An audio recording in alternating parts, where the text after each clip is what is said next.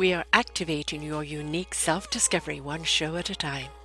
The Orchard of Wisdom Self-Discovery podcast are at your fingertips, just waiting to inspire and invite you in discovering just how awesome you really are and how to navigate through life in joy, enrichment, personal abundance, in mind, body, spirit, heart, and soul. All the people we bring you are here to serve you on your journey of life. Do enjoy our next show. Good morning, good afternoon, and good evening, everybody. Welcome back to another edition of Ignite Your Heart and Soul right here on selfdiscoverymedia.com. I'm your host, Sarah Troy, and my guest is Acharya Shunya. I hope that I have pronounced that right. She is a master. A master of what? She's a master of Vedic spiritual teachings, and she has written this beautiful book called Roar Like a Goddess. We're going to find out how we roar like a goddess.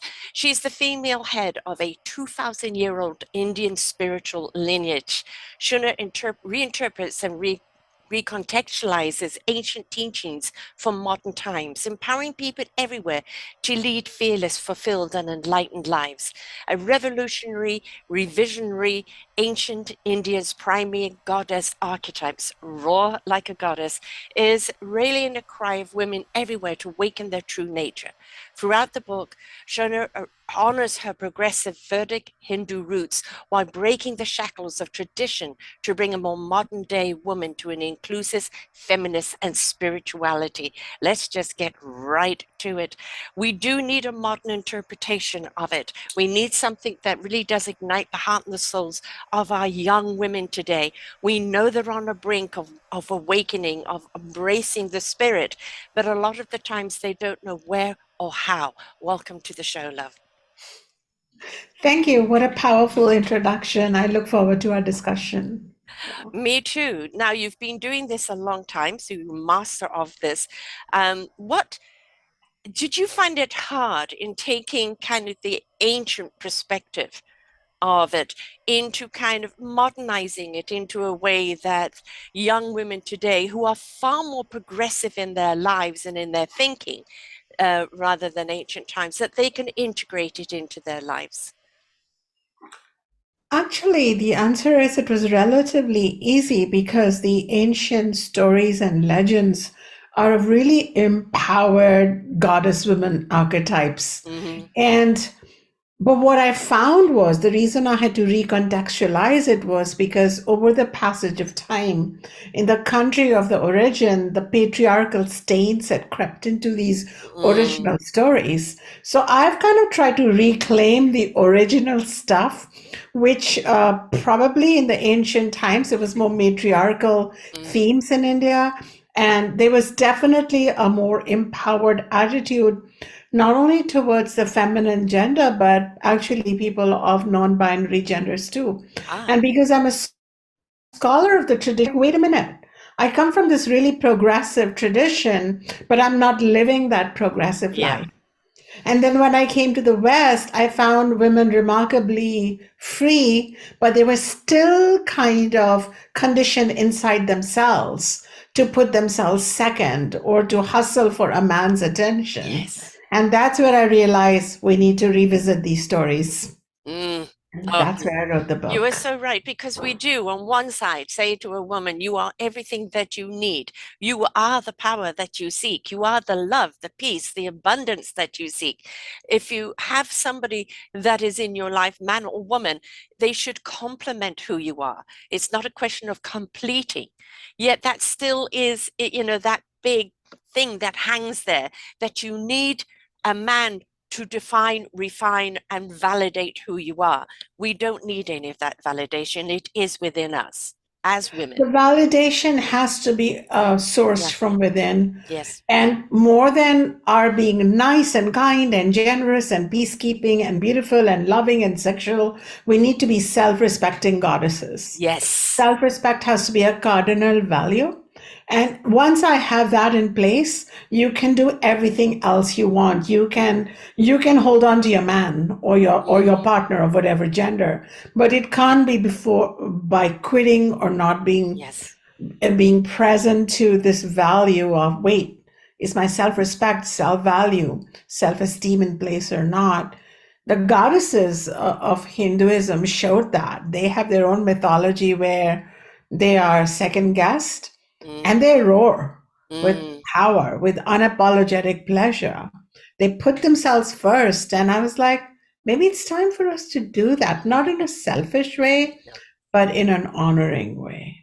When you step into that presence and essence of that empowerment of femininity from within, you become abundant and you can enrich the lives that are around you because you are an enriching being. I think we concentrate so much on the exterior of pleasing rather than of being.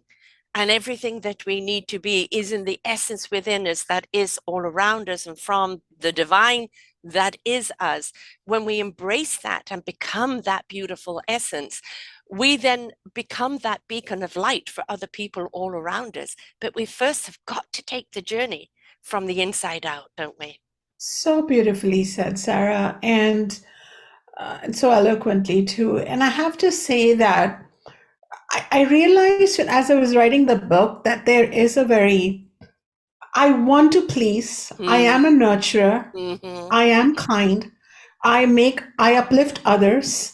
And it's part of what I'm channeling from the Divine Mother, Divine Feminine. Yes. But let that not be my weakness. Let Right. me not flow this, let me not stop. Let me be myself, like truly feminine. And at the same time, let me be discerning. Mm-hmm. Like who deserves to be pleased and where do I have to withdraw? Where do I have to please only myself? Who deserves my kindness and forgiveness or generosity and who don't?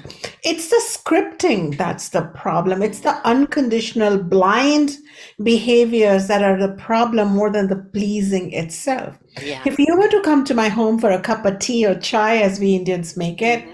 I would want to please you as Yes. a host, and as a woman. I would really care that you're comfortable, you're taken care. It's part of who I am and part of who you are, and a lot of us are. Don't want to stop that, but I don't want to please you because I'm scripted, I'm conditioned, I'm compulsive. Yes. I've been told that I won't be good enough if I don't do that. You're not looking That's for what I want you to approval. take away. You don't need the approval of others, No, right? The no. approval has to be within you. The permission that you seek is within you, right? There is no exterior permission for you to be the beautiful essence of who you are. And you don't need any, if people don't get you, that's okay. They're not there or unable to see you. It doesn't mean you have to lessen yourself for them to see you. It's just they're not there in that vision to appreciate who you are as yet. As long as you get you, and Yes. if you have trouble getting you, then I have provided these larger than life, universal, not just Hindu, but universal Mm-hmm. goddess archetypes of wisdom, intuition, which is Saraswati, of courage and power, Durga, of pleasure, sexuality, prosperity, which is Lakshmi. And it is said that these goddesses are connected to our higher self, Mm-hmm. to our more invisible dimension. And so it's about sourcing the authority, sourcing the abundance, and Mm-hmm. sourcing the authenticity Mm. from within. And there's a very corny four-letter word, love. And when you actually operate on that level, that vibration, that frequency of love, self-love, love of your purpose, love of life, love of others, and you resonate on that vibration of love, you truly begin to understand why we are here and Yeah, what we're here to do. absolutely. And I think too long, we women have had to be more thin Mm. and more pretty and have Mm. better breasts and better waist to be candidates for love. Yes.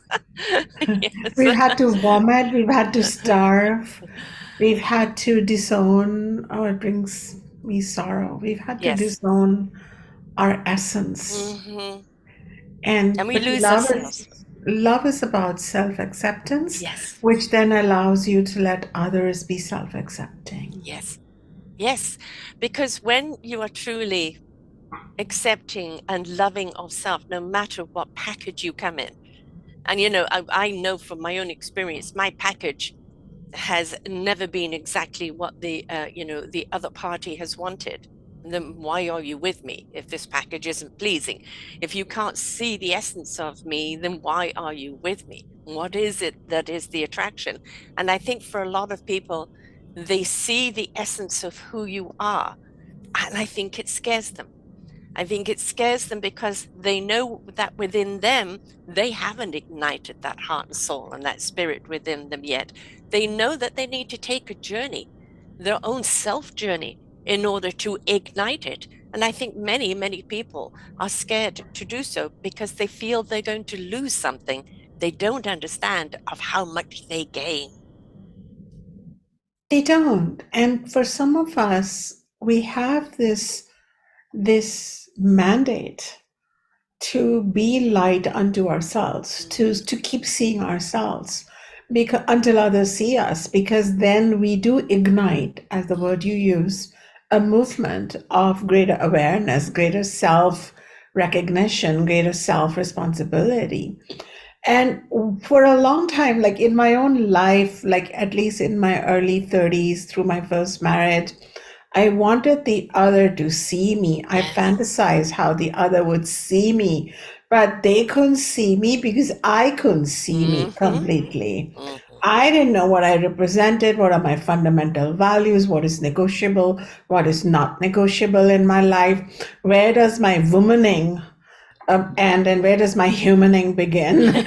You Yes. know? Yes. Relate. And now that I see me, I feel like you see me. I feel like my partner sees me. I feel like my son sees me, Mm. who's like, an adult and for a while was like at odds with me. Yes. But now he sees me and we're the best of friends. And I feel like this goes on enhancing the seeing the more you see yourself. Yes. And again, I feel that, society has told us that, we've got to be a certain size, a certain presentation, a certain this and a certain that for people to love us, approve us, or want to be around us or like us. And, that is just a facade. It's an illusion. It's a delusionment, because who packages like that? And we don't, we are not that. It's a fantasy, and it's an unrealistic fantasy, and the more that you try to live up into that fantasy, the more you're going to lose yourself. And we need to say no more. This exterior image of what you want me to be, I cannot be and I will not be. And the essence of who I really am is enough. And if see me for who I am and the light that I am, let me shine bright in your life. And if people are unable to see you, then again, they're not ready for you, and move on. Don't try, well, I've got to show them a different angle of me, or I've got to do this, I've got to bend over backwards for them to see me. No, they don't see you. They're not going to Yeah, see you till like they're ready. Move on. so well said. And and I just sometimes when I'm in this middle of it and I remember nothing, then I just take a few deep breaths Mm, with like an I am enough statement yes. and like really feeling it, not just Yeah. mechanically saying Yeah. it. And then comes up some sorrow, then comes up some anger and grief, and then I become a bigger container to hold all of that. And it is from that I am enough space that I started writing this book, Mhm. where because I'm a spiritual teacher, a leader of students worldwide, and the leader of an ancient regime, and I have robes and I have a elevated place to sit, and I could totally bypass and pretend that all is well with me because I'm a special woman wearing robes. Yes. And instead I And the wanted to title. show how false beliefs affect every person on this planet, especially women and the non-binary gender folks who are still we still don't have an equal place on the No, table. no. Yeah, I always say that this vessel that we're in is just the vessel that we're in to have this divine experience, this absolutely. spiritual experience. And the body gives us an extension of how to use that experience, the feel, the touch, the taste, the hold, that, just a pure spirit doesn't have. And it's a beautiful gift when you merge the two together. But the spirit must be the driving force of the human self. And then we truly understand what the human vessel and the gift of what it is and what we're here to do. Again, just the title and the robe, and even living in our higher spiritual self doesn't mean that we don't get upset or we don't get angry or we don't have issues and challenges in life. It just means we're better equipped to deal with them. Our spiritual wisdom, our awareness elevates our experience, but it does not occlude suffering. It does not occlude, um, well, no matter how many mornings visit the planet, there's always going to be night too. Mm, No matter how much youth there is, there will always be old age. right. And so the shadow and light coexist. And so does our human not knowingness and our spiritual knowingness.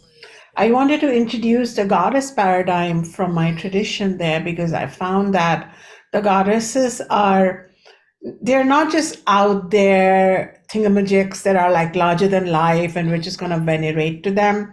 Their stories make them real, living, breathing, um, like women goddesses who are experiencing emotions, rage. Yes. Durga experiences rage. Lakshmi symbolizes desire and lust in a good way. Mm-hmm. Saraswati overcomes her own trauma. And so I felt, wow, Yeah. here I can bring in the goddess realm, which also includes vulnerability, Mm-hmm. not just a super consciousness. And as you mentioned, we can't really use our spiritual elevation or to bypass our Yeah. human No. question marks. No, but, you mentioned beautiful knowingness, which is my word that I love. And it's, for me, the knowingness is allowing that divine spirit of wisdom to come through you, to resonate with the heart and truth, to ignite our spirit into action, for our minds to know what they need to know when it needs to know it.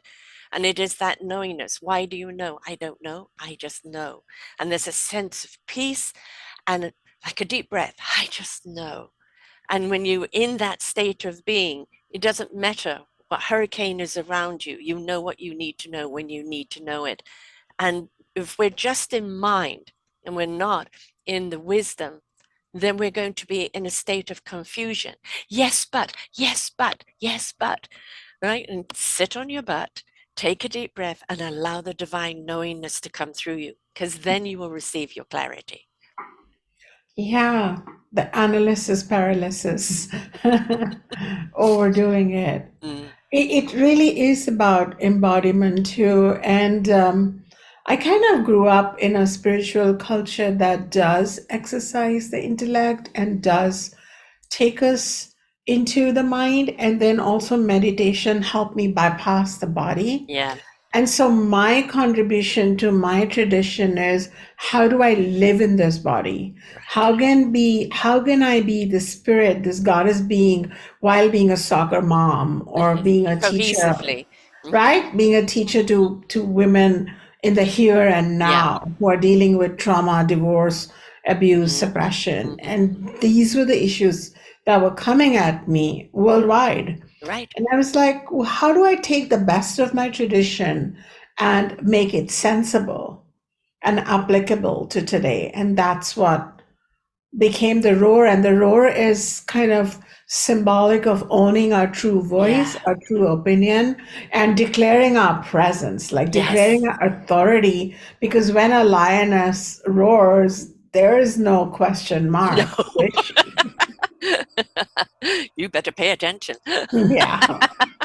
Somebody just wrote to me on Instagram. They said, Shunya, I was talking to my boss and I said no, and she kept hearing my no. And then I said my roar, like I thought of myself as a lioness. And then I said my no, and she heard me. Hmm. It's like you channel an archetype Yes. And always. it doesn't mean yelling. It's not about the volume. No, no. It is, no or no. Yeah. right? And there's a certain tone to that no that is absolute, where the other no is a question mark. Well, if you persuade me, right? Yeah, So be yeah, clear in your tone, in your presence, in your role of what it is you're trying to say. yeah, absolutely.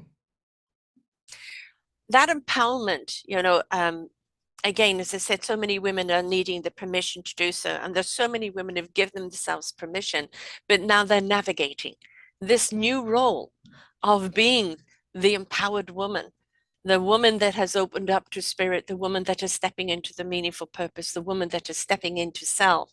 And there's still a lot of support that we need to give her, because there's still the outside world is still trying to demean us and put us down in boxes and places in nice little packages to serve man, where it's we understand that's not the way it goes. So how do women step into their raw and keep that raw presence there, so they are heard, they are seen, they are respected for who they are in the mainstream world?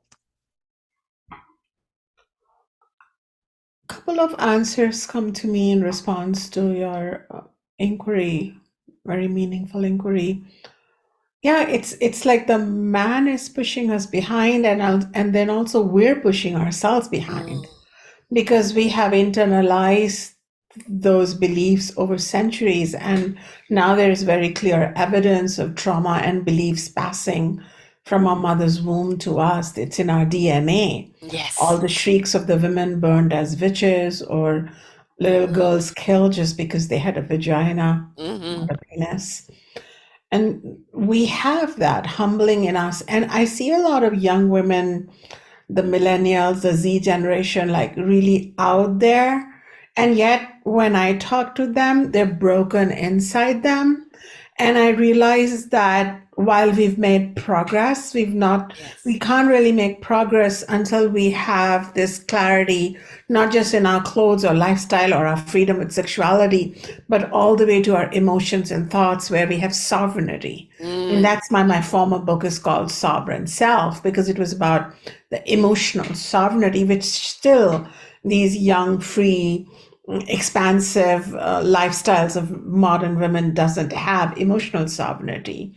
And I feel like what could help was to have role models, yeah. and that's why I went to these goddesses. And then the book also expands upon role models in America, in Africa, in the Arab world, to bring modern women along with these ancient role models, because they are role models of certain themes, not culture. Yes. They're not role models of their nationality or their Right. religion. They are role models of choosing Mm, a greater paradigm, a more self-respecting, self-honoring paradigm. And like, for example, we have Malala, who channeled conscious rage to ask for education, mm, and which is a modern day goddess. And then we have Durga, an ancient Hindu goddess, who says, um, "Stop, stop giving a bad rep to anger. mm. Anger and rage is really important for us to know that our Yeah. boundaries are being Yes. violated, or we are being, locked in or boxed in." And while a whole generation of girl children in Malala's nation culture may have suppress their anger at being their education being withdrawn, she asked for it. Yeah. That's why she was shot in her head, but that is Mm-hmm. why she became, thank God she survived, and she's an icon for education. But she channeled something. Yes. And so I wanted to bring these kind of themes out, Mm, connect the ancient with the modern goddesses, the modern living mm-hmm. role models. And so my book kind of weaves through mythology, history, and contemporary times. I And even talk about some modern senators in America mm-hmm. who Mm-hmm. have represent to me enlightened living. Yes, there's a couple of them most certainly that you can see that, and it's Yeah, even in their presence, the way they speak, even under attack, they are always calm, firm, in what they say, why they say it, but always in a way that is loving. And that takes a great deal of strength. And you talk about like anger, always say, we have emotions for a reason. The emotions are an indication of how we feel at the present. And we need to acknowledge that emotion, because if we deny it, it's just going to build up inside of us. And if we have anger, what are we angry about? What can we do with that anger? I always say, spend the emotion, acknowledge the emotion. Don't suppress it, because it'll eat you from the inside out. And don't build it up to such a point that it explodes and loses all reason and control. And for that, to help with anger, I have provided an analogy of three kinds of anger. Mm-hmm. There is the unconscious anger, which you are suggesting we don't build because it eats us alive. Mm-hmm. And it comes from false expectations, attachments, fusions, and entitlements. Yes. And then there is the conscious anger, which you know you must experience because this is going to help you set right and renegotiate your agreements, expectations, boundaries, assert your no and assert your yeses. Yeah. And then there is a third superconscious anger, which is not even about you personally, because I Yes. personally have a pretty good life. I'm not dealing with patriarchy in my face all the time. Right. But it's a superconscious anger where you feel angry for my remaining sisters and brothers who are experiencing disempowerment. You feel angry for the environment, for the fishes, for the birds, for the people of color, for people of different sexual preferences for Mm-hmm. which they're abused. Yes. And so then you might create a work of art or write a book or start a podcast like you have. This is really somewhere, I'm pretty sure, and you'll agree, Sarah, we experience rage, we Yes. experience discomfort, and we chose to give voice to it Mm. through a constructive piece of work where we go to battle every day. I go to battle every day as an author and teacher. You go to battle every day as a podcaster. This is not all like, what is it? What do they say? Like sugar and sweet and Yeah. fairies Oh, and airies and air. kumbaya. Yeah. Right? This is Yes. hard work, but Yes. it's channeling your anger for the benefit of all beings. Somebody is hearing our conversation today, Yeah. and somebody's going to have a better rest of their life. Right. Exactly. That is the reason you do the work. There's a reason I've been doing the work for the last 10 years. It is to stand up for those who need unison in that voice, to stand up Yes. for those without a voice, to stand up not in arms or pitchforks, but to stand up in love and the empowerment of the individuals. Because I do believe the more we empower ourselves to rise up to that higher frequency of love, the more we come together as a whole, and the more we will then defeat all the things that just quite honestly should not be going on in their life, which is cruelty to ourselves, cruelty to the planet, and just plain downright nastiness. And when we step into that love, you can't knowingly hurt anyone else. To do so is to hurt yourself. It's so true because as you were talking and then you mentioned the word love, I wanted to bring up the fact that conscious anger and superconscious anger, where does anger end and where does love begin? Mm, Conscious anger is love for the self, yes, and superconscious anger is love for the whole universe. yes, And yes. somewhere Nelson Mandela got angry, and so he ended apartheid, you know? Mm, And Mother Teresa got angry and she taught the world lessons on right. compassion.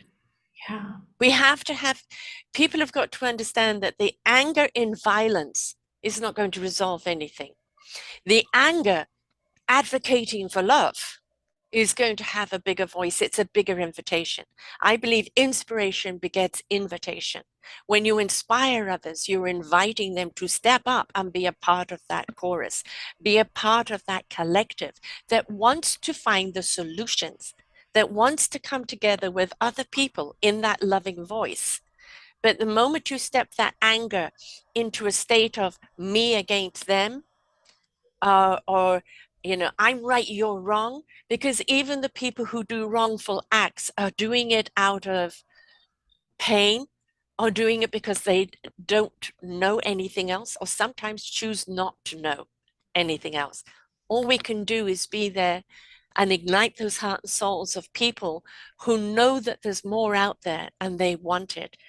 You can't make anyone raw until they're ready to actually feel their voice. Oh, how beautifully said. Until they're ready to feel their voice.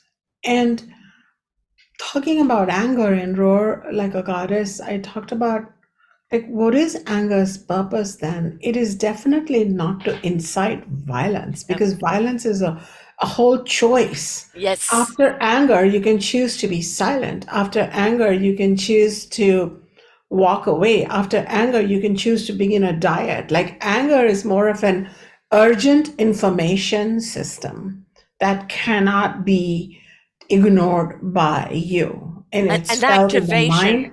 right? Yes. Yeah. Mind, heart, cells, all Yeah. the way. It's like alarm bells. Yes. After that, you're supposed, then you can choose Yes. how do you want to respond? Right. And if somebody's attacking me, I will have to push them back Mm-hmm. physically. I Mm-hmm. will have to be quote unquote violent in Mm. self-defense. But I don't have to be violent because I'm experiencing anger and I'm throwing things out. That's such a that's why it has a as an emotion, it has a bad rep, Yes. but it is as divine as joy or peace, and it has a very functional work. Even my Labradoodle, like who's a doll, this dog, if somebody comes too close to him, Mm-hmm. has to experience anger and snarl, just snarl, to establish his Boundaries. boundaries. Yes. Why are we not allowed to have boundaries? Why are we not allowed? And Right. we get a bad rep. We're Yes. called bitches and witches and Right. nags and Yes. hags. Yes. Oh yeah. You can call whatever name you like, but that is the boundary, and it's like it's not borders.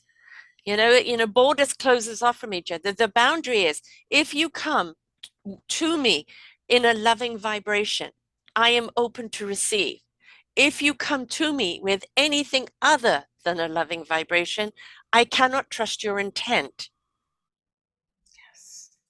And I'd like that distinction between boundary and borders because borders are militantly Yeah. guarded. Yes. It should be probably amongst nations, but not boundaries. Mm-hmm. Boundaries are they are sensitive to Mm-hmm. energy. But the thing is, we're so muddled up with all these conditioned scripted messages that we've Mm. been getting that we don't know how to assert our boundaries. We don't know how to nurture them. We don't feel proud to have them. Right. And instead, we go into this whole other trajectory of. I remember this woman not being able to assert a boundary to her own stepchildren who were abusing her emotionally, even calling her names at times. And you know what she said to me? She said, I can't respond back because I'm a good person. Right. Wow. Yes. Wow. Yes. You And know, that is actually very much society's interpretation. And that yeah. again is sorry, no, I can get royally pissed off and I can react to that. It's how discerning am I in my reaction? Am I reacting to lash out and hurt? Or am I reacting in a way to say, I'm sorry, not acceptable? Yeah. And these are the kind of teachings like on discernment. For I have a Mm, whole section on discernment, on choices. yeah. For example, when two different goddesses experienced feeling a bit invisible or rejected in their marriages or in their relationships, they acted differently. One chose to leave, and the other chose to stay, but on her terms, Hmm. on renegotiated terms. Right. And this is the nuanced Yes. responses which have consideration, discernment, thinking, and dharma. Dharma is a Mm. Sanskrit word which means what is right for me and for all beings. It's not just right for me or Yeah. just not just right for Yeah. you. It's right for all beings. It means being conscious. Yes. Those considerations are into place for a woman. And I use those in my own life, Mm. navigating through and through a patriarchal culture that I was born in. And then I thought, oh, now I live in the West. I'm going to face like this open environment. And I did. I found different kinds of patriarchy coming at me, towards me, and then now around my students worldwide. And then I realized I got to call a spade a spade. Yes, exactly. Yes, there are certain cultures that are heavier in it, but quite honestly, it's everywhere. You know, I think one of the greatest gifts that you can give yourself and in trust give to others is your vulnerability. And I have in my other book, Sovereign Self, I came up with a term, Sarah, that you might enjoy, and it described where I live. And I feel like this is where you live too, and a lot of us live. And I'm calling it the enlightened vulnerability. Hmm. So it's Yes. not just vulnerability, No. which we need to take to a therapist or a best All friend or right. a guru Yes. all the time.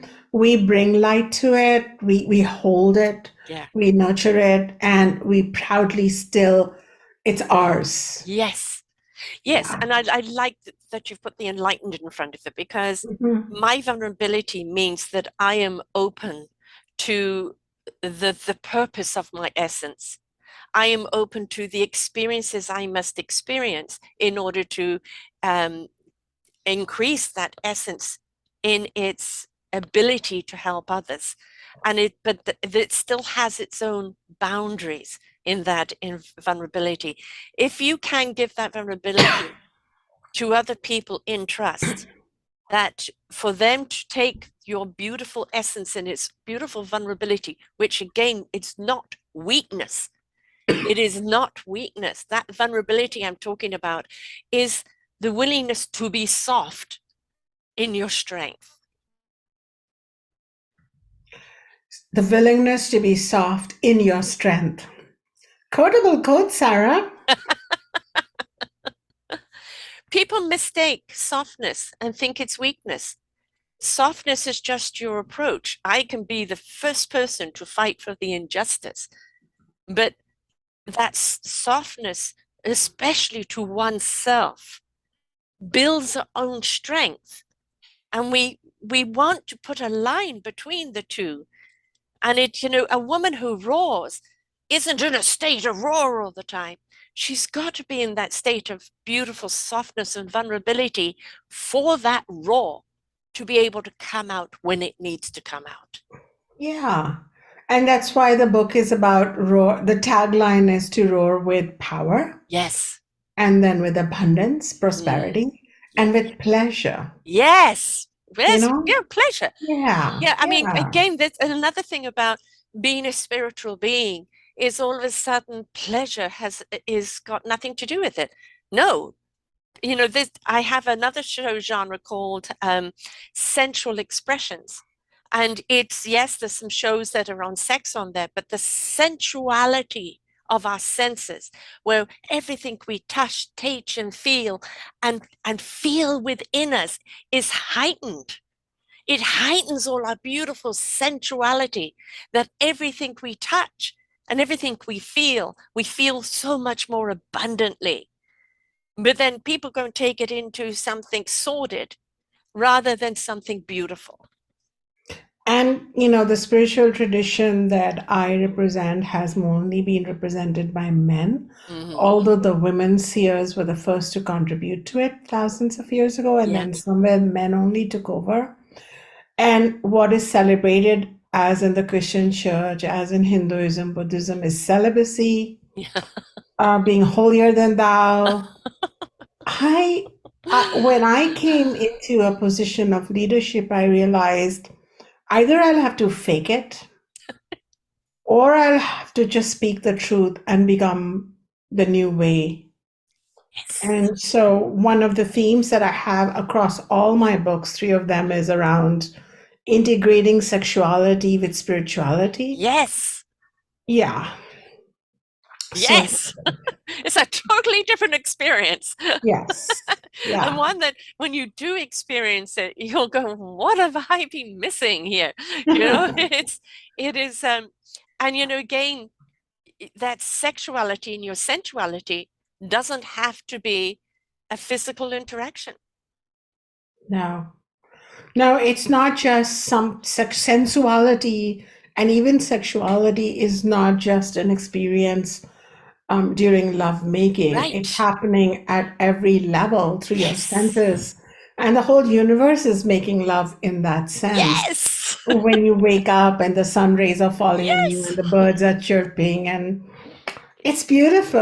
And Yes. if you can have that vision Mm. of the world, then you will like own your, and Yeah. your creativity is connected to that sensual Exactly. sexual paradigm, your joy, your happiness, and you, life becomes a buffet of Yeah. experiences. Yeah, Oh, rather than and a you know, shutdown of should've, would've, could've, yes. and you're not good enough, Yeah. holy enough, pure enough, God only comes to you if you're celibate. I Ah, think that's all religion, that's old now, and no. it, It's outdated, and it is. it was interpreted by man to suit their own agenda, and it is Yeah. not the intendant of the gods. No, no, And not at all. yeah, Not any gods of no, any religion. no, This was the man-made yes. interpretation that since we keep getting erections all the time, the one who doesn't gets to be a Superman. It doesn't work that way. And when I went into my Hindu tradition, I found, wow, the gods are sexual. We even Yes. have a mixed gender, half male, half female god.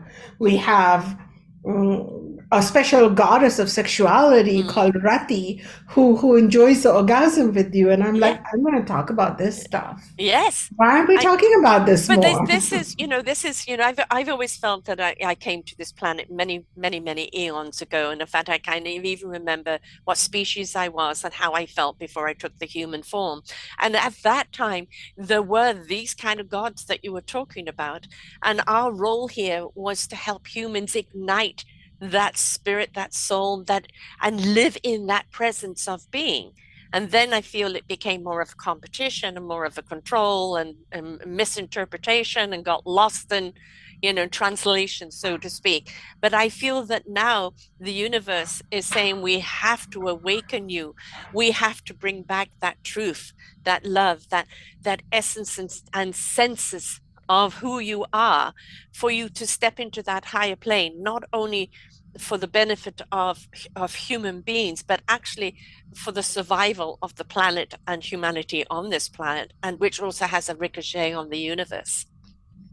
Absolutely, because the Vedic tradition on which this book is formulated says, yeah, you can begin with a view that the God is male and lives outside in an inaccessible, but the God is all genders and actually beyond gender, formless, Yes. boundless consciousness. The God is coming to you through the dark and the light of this life, Mm-hmm. the circumstances, the people you meet.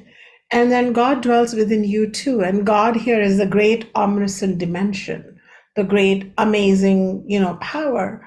And to discover that, what do we exclude? Like, how can we say this pebble does not have God, but Yeah. only this person has God, but Right. not this pebble, not this blade of grass.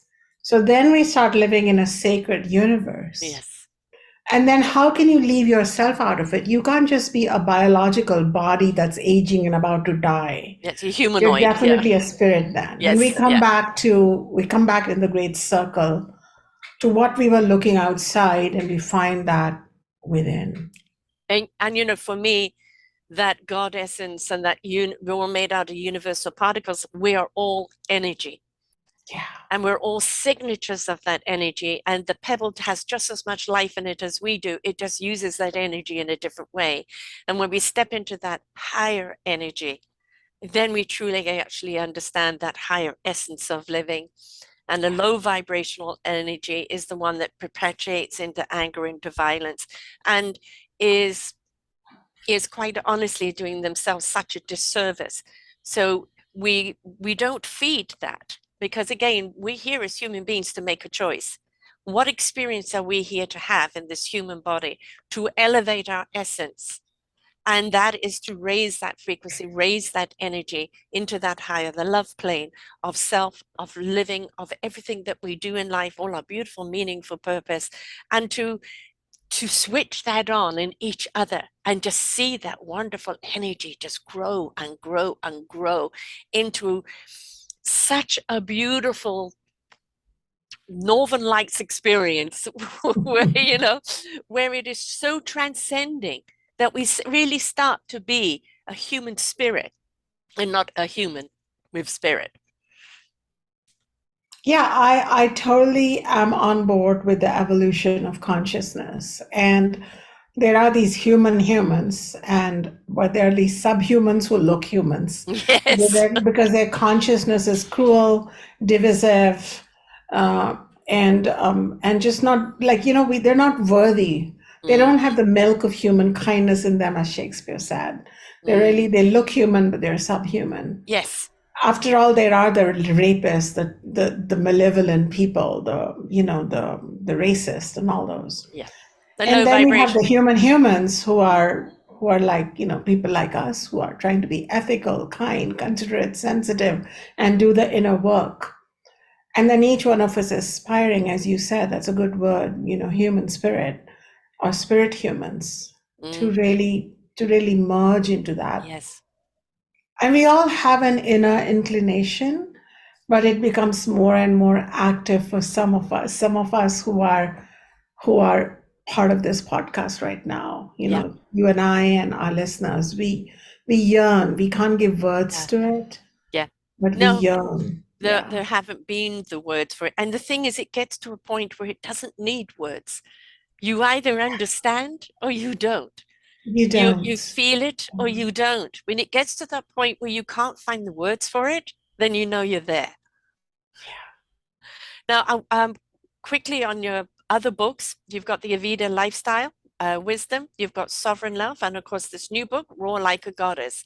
How do people find these books? How do they find you? And, what are you doing to help people get where they need to be?